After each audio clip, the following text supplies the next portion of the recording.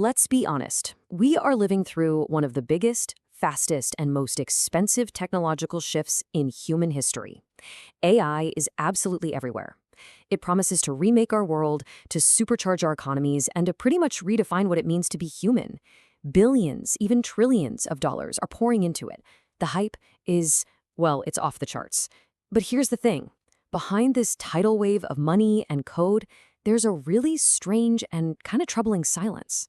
The revolution that was promised, it isn't quite showing up in the numbers. So today, we're going to unpack AI's great disconnect, the spectacular promise versus a deeply paradoxical reality. To really get your head around the scale of this, just look at this quote. This is from JP Morgan's head of U.S. enterprise software research. This isn't just some tech blogger getting excited. This is a strategic assessment from the very heart of global finance, from people who live and die by their forecasts. They're not saying AI is like the internet or the iPhone. They're saying it is bigger. This is the core belief that's driving this historic investment boom. It's the promise of a technology so fundamental, it could literally reshape our entire economy. A promise that makes almost anything seem possible. Okay, so with that kind of revolutionary potential in mind, what could this number possibly mean? 95%.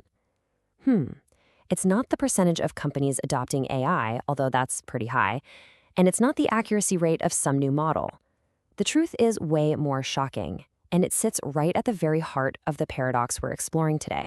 And there it is. According to a whole bunch of data analyses and industry reports, a staggering 95% of all enterprise AI projects are failing to deliver any meaningful return on their investment. Just let that sink in for a second. While the biggest companies in the world are betting their entire futures on AI, the vast majority of those bets are coming up completely empty. This is the great disconnect. On one hand, you've got a promise bigger than the internet itself, and on the other, a failure rate that would be absolutely catastrophic in any other industry. This isn't just a disconnect, it's a chasm. So how are we going to unravel this massive contradiction? We're going to do it in 5 parts. We'll kick things off with the AI gold rush to understand the seduction of its promise. Then we'll get right into the 600 billion paradox, all this money going in with nothing coming out. We'll also uncover the hidden human cost of the algorithmic boss, ask if we're just in a giant tech bubble, and finally try to map out the path to real ROI. All right, part 1. To get why so much money is being thrown at a technology with a 95% failure rate, you first have to understand that investors don't see AI as just another app. No way. Researchers and economists actually call it a general-purpose technology, or GPT. Now, that is a rare and incredibly powerful label. It puts AI in the same club as the steam engine, electricity, and the internet itself. These are technologies so fundamental they don't just change one industry, they literally rewire the entire economic operating system of society. That's the prize everyone's chasing.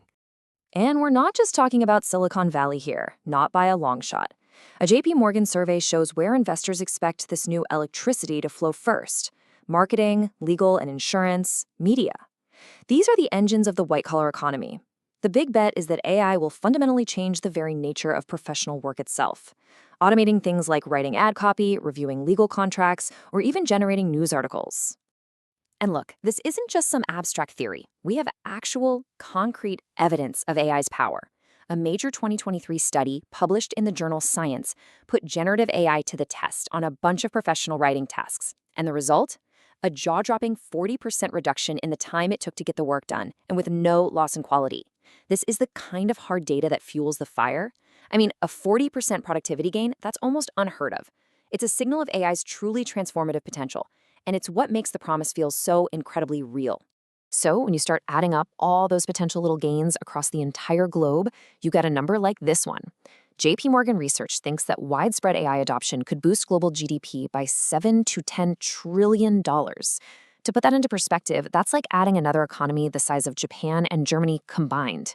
This is the ultimate prize of the AI gold rush. It's an economic opportunity so massive that, from a CEO's perspective, you almost can't afford not to invest, even with all the risks. Okay, so that brings us from that multi-trillion-dollar promise to a really perplexing reality.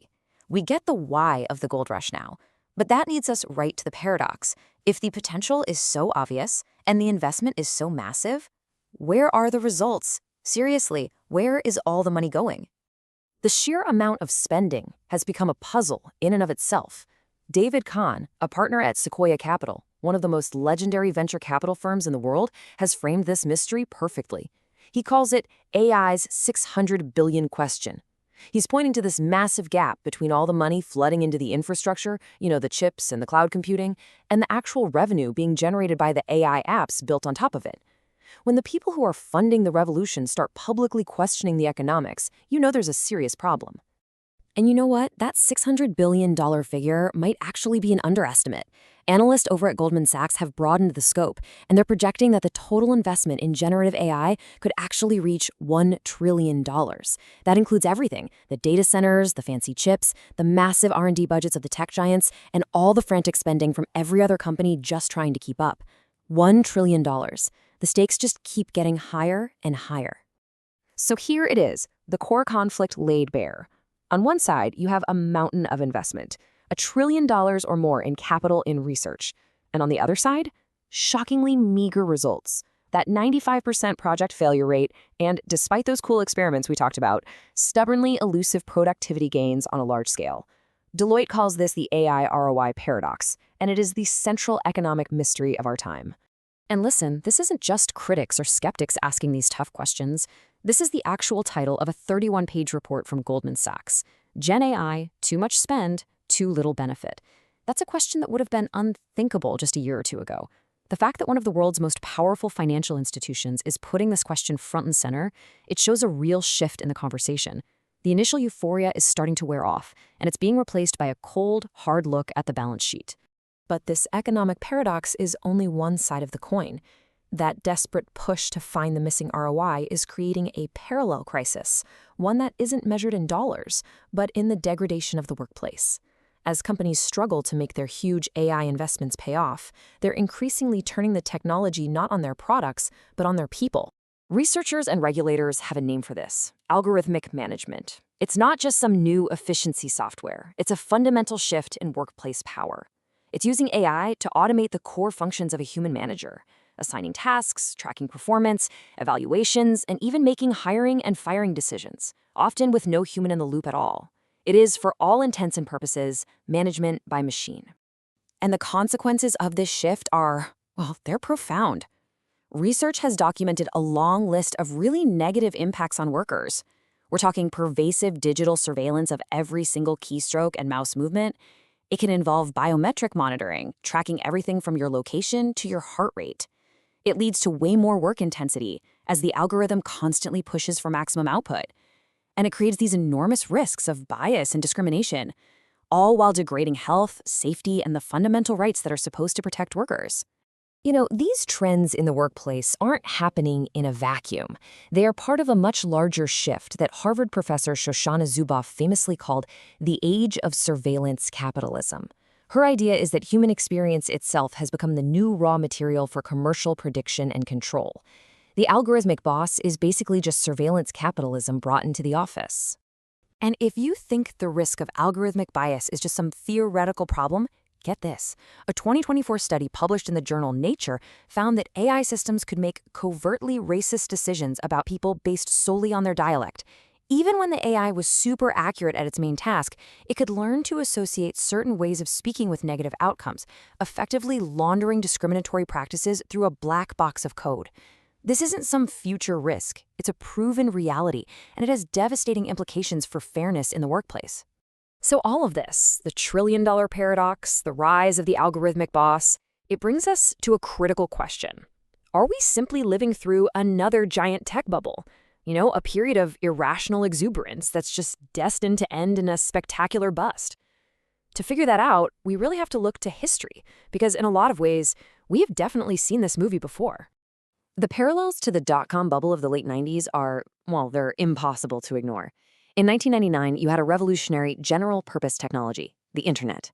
You had massive investment pouring into companies with exciting ideas, but often really fuzzy business models.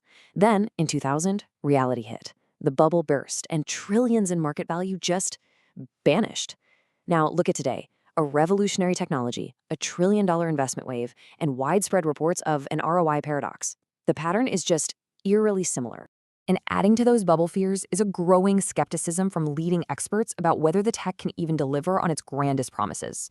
MIT economist Darren Esimolo puts it perfectly here. He reminds us that at their core, today's large language models are basically just predicting the next word in a sentence. He's arguing that it's a huge leap of faith to believe that this approach alone can lead to true human-level intelligence. The hype may have simply run way too far ahead of the science. But hang on, what if this isn't just a bubble that's destined to burst? What if it's just a really difficult, painful, and widely misunderstood transition?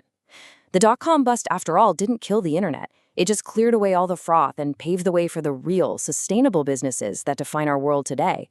So is there a path forward for AI? Let's look at what the research says about that tiny minority of organizations that are actually turning AI's promise into reality. According to research from firms like Deloitte, the secret isn't better code, it's a complete shift in strategy.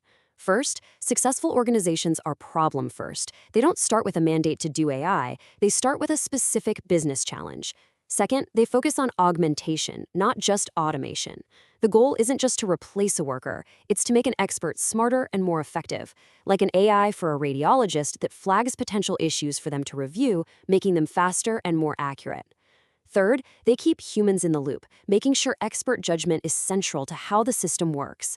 And finally, they build an ethics from the very start, treating safety and fairness as a core feature, not some afterthought. So we're really at a crossroads. The future of AI's impact isn't actually about the technology itself. That's just the tool. The future is going to be defined by the choices we make about how we use it. Are we going to build systems to replace human labor, leading us further down this path of algorithmic surveillance? Or are we going to build systems to augment human judgment, to empower experts, and to solve problems that we couldn't solve before?